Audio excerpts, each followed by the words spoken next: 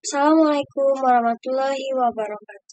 Kenalkan, saya Lutfianur Rahmachasri dengan NIM 150366231.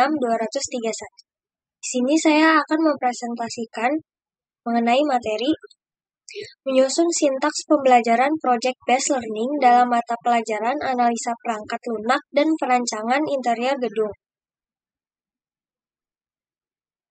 Yang pertama ada pengertian, lalu ada isi konten mata pelajaran, yang ketiga ada kompetensi dasar, yang keempat sintaks pembelajaran, yang kelima strategi atau model pembelajaran, dan yang terakhir ada kesimpulan.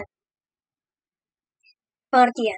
SMK merupakan salah satu lembaga pendidikan kejuruan yang memiliki tugas mempersiapkan peserta didiknya untuk membekali pengetahuan dan keterampilan untuk dapat bekerja sesuai dengan kompetensi dan program keahlian, memiliki daya adaptasi dan daya saing yang tinggi untuk memasuki lapangan kerja. Pendidikan kejuruan di Indonesia secara yuridis diatur dalam Undang-Undang Sistem Pendidikan Nasional atau Sikdisnas Nomor 20 Tahun 2003, Pasal 15 yang menyatakan bahwa pendidikan kejuruan merupakan pendidikan menengah yang mempersiapkan peserta didik terutama untuk bekerja dalam bidang tertentu. Para ahli dalam negeri pun turut serta dalam mendefinisikan pendidikan kejuruan. Menurut Hamalik, pendidikan kejuruan adalah suatu bentuk perkembangan bakat, pendidikan dasar keterampilan, dan kebiasaan-kebiasaan yang mengarah pada dunia kerja yang dipandang sebagai latihan keterampilan.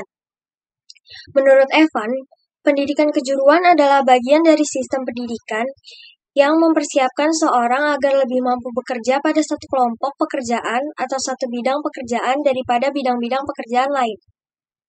Lalu menurut Johar, mengungkapkan pendidikan kejuruan adalah suatu program pendidikan yang menyiapkan individu peserta didik menjadi tenaga kerja yang profesional. Lalu ada isi atau konten mata pelajaran.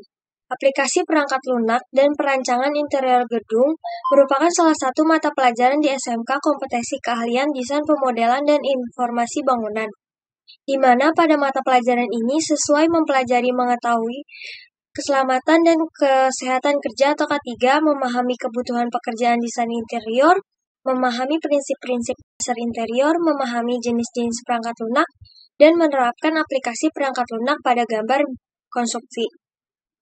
Pada pelajaran ini, merupakan mata pelajaran produktif, di mana kegiatan belajar lebih ditekankan pada praktik. Fasilitas penunjang untuk mata pelajaran ini tidak lain adalah laptop yang dimiliki peserta didik atau laboratorium komputer yang dimiliki oleh pihak sekolah.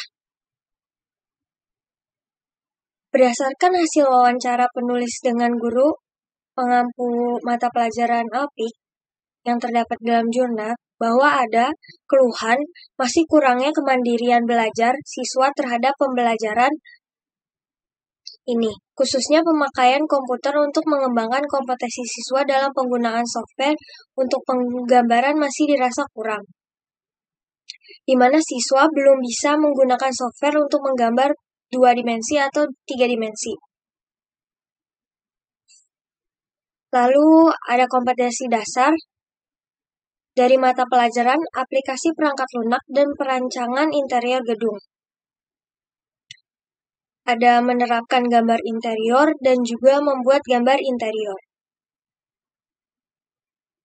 Lalu strategi apa sih yang bisa diterapkan dalam aplikasi perangkat lunak dan perancangan interior gedung ini? Menurut saya, strategi atau model pembelajaran yang cocok yaitu Project Based Learning, di mana di Project Based Learning ini dikembangkan berdasarkan tingkat perkembangan berpikir mahasiswa dengan berpusat pada aktivitas belajar siswa, sehingga memungkinkan mereka untuk beraktivitas sesuai dengan keterampilan, kenyamanan, dan minat bakatnya. Model ini memberikan kesempatan pada siswa untuk menentukan sendiri proyek yang akan dikerjakannya, baik dalam hal merumuskan pertanyaan yang akan dijawab, memilih topik yang akan diteliti, maupun menuntun kegiatan penelitian yang akan dilakukan. Menurut saya, Project Based Learning ini cocok dengan mata pelajaran aplikasi perangkat lunak dan perancangan interior gedung, yang merupakan mata pelajaran produktif, di mana kegiatan belajar lebih ditekankan pada praktik. Selain itu, Strategi pembelajaran PJBL ini memberikan kemandirian pada siswa dan memberikan siswa kesempatan untuk ikut serta secara aktif dalam pembelajaran, di mana siswa harus lebih banyak untuk meningkatkan kemampuannya.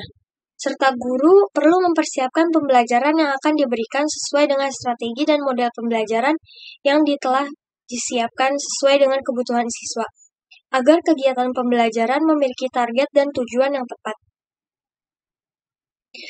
Di sini peran guru dalam pembelajaran adalah sebagai fasilitator, menyediakan bahan dan pengalaman bekerja, mendorong siswa berdiskusi, dan memecahkan masalah. Di sini juga pembelajaran berbasis proyek mengutamakan siswa agar menjalani konsep-konsep dan prinsip-prinsip yang diharapkan menghasilkan suatu produk dalam proyek yang telah dilakukannya sendiri. Lalu ada sintaks pembelajaran pada model pembelajaran project-based learning. Fase atau tahap yang pertama yaitu penentuan pernyataan mendasar, di mana aktivitas guru yaitu guru menyampaikan topik dan mengajukan pertanyaan bagaimana cara memecahkan masalah. Lalu aktivitas peserta didik, siswa mengajukan pertanyaan mendasar apa yang harus dilakukan terhadap topik atau pemecah masalah. Fase atau tahap kedua yang kedua yaitu menyusun perencanaan proyek. Aktivitas guru memastikan setiap peserta didik dalam kelompok memiliki prosedur dan mengetahui prosedur pembuatan proyek yang akan dilaksanakan atau dibuat. Aktivitas peserta didik, siswa berdiskusi menyusun rencana pembuatan proyek pemecahan masalah meliputi pembagian tugas, persiapan alat, bahan, media, dan sumber yang dibutuhkan. Lalu ada menyusun jadwal. Aktivitas guru membuat kesepakatan dengan siswa mengenai jadwal pembuatan proyek, yaitu tahapan-tahapannya dan waktu pengumpulannya. Lalu yang harus dilakukan siswa menyusun jadwal penyelesaian proyek dengan memperhatikan batas waktu yang telah ditentukan bersama. Lalu ada tahap memonitor keaktifan dan kemajuan proyek, di mana guru memantau keaktifan siswa selama melaksanakan proyek, memantau realisasi perkembangan, dan membimbing jika siswa mengalami kesulitan. Lalu di sini siswa melakukan pembuatan proyek sesuai jadwal, mencatat setiap tahapannya, mendiskusikan masalah yang muncul selama penyelesaian proyek dengan guru. Lalu ada tahap menguji hasil, di mana guru berdiskusi tentang prototipe proyek, memantau keterlibatan peserta didik, dan mengukur ketercapaian standar. Lalu siswa membahas kelayakan proyek yang telah dibuat dan membuat laporan dari hasil produk atau karya untuk dipaparkan kepada orang lain. Lalu ada fase terakhir yaitu mengevaluasi pengalaman belajar, di mana guru membimbing proses pemaparan proyek, menanggapi hasil, selanjutnya guru dan peserta didik merefleksi atau mengambil kesimpulan. Lalu setiap siswa memaparkan laporan peserta didik yang lain memberikan tanggapan, dan bersama guru menyimpulkan hasil proyek. Kesimpulan yang dapat saya ambil yaitu model pembelajaran Project-Based Learning atau PJBL yang digunakan oleh pendidik dalam proses belajar mengajar membuat siswa lebih memahami pembelajaran dan tugas proyek yang harus dikerjakan. Siswa dapat menemukan kemudahan dalam mengerjakan tugas membuat perangkat pembelajaran dalam model PJBL. Penerapan model PJBL membuat mata pelajaran aplikasi perangkat lunak dan perancangan interior gedung menjadi lebih menarik. Model PJBL membuat mata pelajaran aplikasi perangkat lunak dan perancangan interior gedung menjadi lebih bermanfaat sesuai bidangnya. Ini memberikan sebuah implikasi bahwa model pembelajaran Project-Based Learning atau PJBL memberikan pengalaman belajar yang detail, rinci, menantang, dan dalam jangka waktu yang lebih panjang dengan target terselesaikannya proyek yang menghasilkan sebuah produk dan karya dengan memuaskan.